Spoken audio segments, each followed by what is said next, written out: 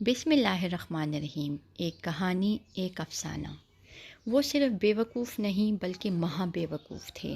اب آپ ہی بتائیں، بغیر کسی غرض کے راہ چلتے ہوئے کسی انجانے گرتے ہوئے کو سہارا دے دینا بیوقوفی نہیں تو اور کیا ہے؟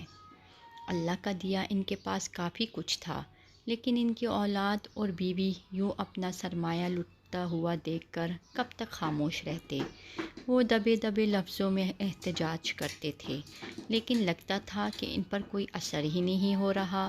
رشتہ دار تو ایک طرف، محلے داروں میں سے بھی کسی کو مشکل میں اللہ کے بعد جو سہارا نظر آتا وہ کریم صاحب تھے، اور سونے پر سہاگا یہ کہ بیواؤں کے گھر کے چولہے انہی کے دم سے چلتے تھے۔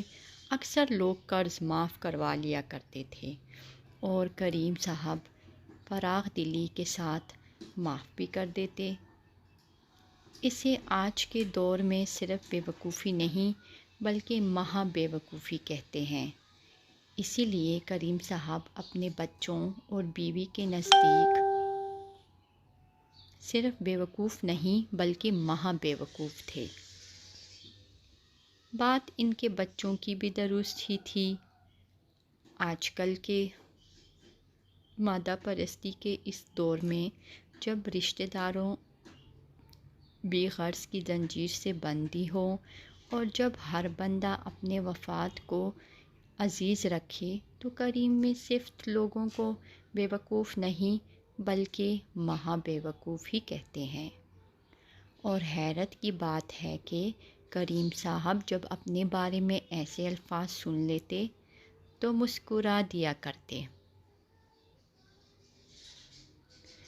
کریم صاحب میرے دوستوں میں سے تھے، وہ میرے محلے دار بھی تھے۔ ایک دو بار مجھے کچھ پیسوں کی ضرورت پڑی تو میں نے بھی کسی کے مشورے پر ان کے دروازے پر دستک دے دی۔ وہ پڑھے لکھے ریٹائرڈ افسر تھے اور میں بھی تھوڑا بہت پڑھا ہوا تھا۔ وہ بڑے شفقت سے پیش آتے، ان سے جان پہچان ہوئی تو اکثر ان سے باتیں ہوا کرتی۔ جب کوئی موڈ میں ہوتے تو وہ اپنا دل کا رکھ دیا کرتے۔ انہوں نے مجھے اپنا رازدار بنا لیا۔ دوستی کا رشتہ انسانی رشتوں میں سے افضل ترین رشتہ ہے۔ یہ وہ بندھن ہے جسے دنیا کا سرتاج بندھن کہا جاتا ہے۔ دوست کی ضرورت کسی نہیں ہوتی۔ کون ہے جو اپنی زندگی میں پریشانی سے، فکروں سے اور الجھنوں سے اور غموں، دکھوں، تکلیفوں سے آزاد ہو؟ ہر انسان چاہتا ہے کہ کوئی تو ہو جس کے سامنے وہ اپنی زندگی کے راز، اپنی سوچ کے زاویے اور اپنے فکر و خیال کے عکس بغیر کسی حیل و حجت کے رکھ دے، اور اس کا دوست اسے سنے بھی اور اس کو سراہے بھی، اور اگر ضرورت پڑے تو اس میں تصحیح بھی کرے۔ حقیقت یہ ہے کہ یہ ساری خوبیاں کریم صاحب میں بدرجہ اتم موجود تھیں، اور اسی لیے میں ان کا دوست تھا۔ تو کبھی کبھی کریم صاحب اپنی بیوقوفی کی داستانیں سناتے اور بڑے لطف اندوز ہوا کرتے۔ میں مادہ پرست دنیا دار بندہ ان کی اس بیوقوفی پر انہیں سمجھانے کی کوشش کرتا۔ کریم صاحب وہ بندہ آپ کے پورے 50,000 روپے ہڑپ کر گیا اور آپ خوش ہو رہے ہیں؟ میری تو سمجھ سے بالاتر ہے۔ ارے شروع میں بتاؤں شیخ صاحب، مجھے بھی سمجھ نہیں آتی تھی، پھر میں نے دوسرا موقع دینا چھوڑ دیا۔ جس پر مجھے شک ہو جاتا کہ یہ میرے ساتھ دھوکہ کر رہا ہے، میں تفتیش کر کے اس سے لا تعلقی اختیار کر لیتا، اور پھر آپ نئے دھوکے کے لیے تیار ہو جاتے۔ میں نے ان کی بات کاٹ دی۔ تو کیا دریا کو خشک کر دیا جائے شیخ صاحب؟ دریا کے راستے میں اگر رکاوٹ آ جائے نا تو اس دریا کا رخ بدل لیا کرتے ہیں، اسے خشک نہیں کر دیتے، اور دریا اور خوشبو مٹھی میں بند نہیں ہوا کرتے، ان پر سب کا حق ہوتا ہے۔ شیخ صاحب کچھ سمجھے؟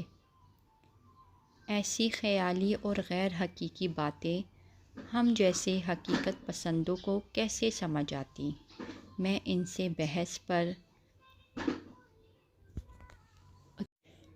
سے بحث پر اتر آتا۔ میں زبان کا مسلمان کیسے سمجھ پاتا کہ یہ دنیا تو ایک کھیتی ہے جس کے اندر ہم اپنے نصیبوں کی فصل بونے آتے ہیں اور اکثر اس کا پھل دنیا میں ہی کھا لیا کرتے ہیں۔ ہم غرض کے بندے دوسروں سے کچھ لو اور کچھ دو کی سودے بازی میں ہی لگے رہتے ہیں اور زندگی کی شام کر دیتے ہیں۔ ہم اپنا اکاؤنٹ کبھی اس دنیا میں کھولتے ہی نہیں جہاں کا منافع احد پہاڑ سے بھی کہیں بڑھ کر ہے۔ اس دنیا کا کیا ہے، یہاں تو ہاتھ بڑھاؤ تو دنیا دار آپ کا بازو اتار کر بھی لے جاتے ہیں۔ شیخ صاحب، میں ساری نیکیاں اپنے بچوں کے لیے کرتا تھا۔ پھر ایک روز میں دیر سے گھر آیا تو میری بیوی بچے کھانا کھا کر سو چکے تھے۔ ہم کھانا ہمیشہ اکٹھے کھایا کرتے تھے۔ میرا ذہن اس تبدیلی کو محسوس کیے بنا نہ رکھ سکا۔ ایک روز تو حد ہی ہو گئی، میں نے ڈرائیور کے ہاتھ کچھ پھل بھیجے۔ رات کو آیا تو وہ سب پھل میرے بیوی بچوں نے کھا لیے تھے۔ میں نے پوچھا تو بیوی کہنے لگی کہ ہم آپ کے لیے رکھنا بھول گئے تھے۔ شیخ صاحب، وہ مجھے بھول گئے تھے، میں جو ان کے لیے دن رات محنت کر رہا تھا۔ ان کا باپ انہیں بھول گیا تھا، جیتے جی بھول گیا تھا۔ بس شیخ صاحب، اس دن سے میں نے اپنا اکاؤنٹ کہیں اور کھول لیا۔ مجھے یقین ہے میرا اکاؤنٹ بھر رہا ہے۔ جو یہاں مجھے دھوکہ دے کر بھی اگر کچھ حاصل کر لیتے ہیں تو وہ ضائع نہیں ہو رہا۔ کریم صاحب مسکرائے اور کہنے لگے، شیخ صاحب، نیکی چھوٹی کریں یا بڑی، اس کی جزا کی نیت کبھی انسان سے وابستہ نہ کریں۔ آپ کا بھی اکاؤنٹ وہاں کھل جائے گا، اس کا پھل آپ کو یہاں بھی ملے گا اور وہاں بھی۔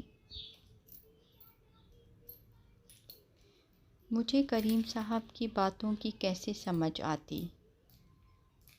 میں نے تو شادیوں میں دی گئی سلامیوں تک کی کاپی بنائی ہوئی تھی کہ بیٹی کی شادی پر سود سمیت واپس لینی ہے۔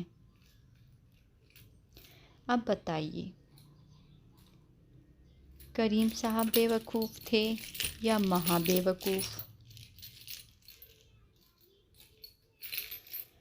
اگر آج کی کہانی سے آپ نے کچھ سیکھا ہو اور آپ بھی اپنا اکاؤنٹ اللہ کے پاس کھولنا چاہتے ہیں تو میرے چینل کو سبسکرائب کریں۔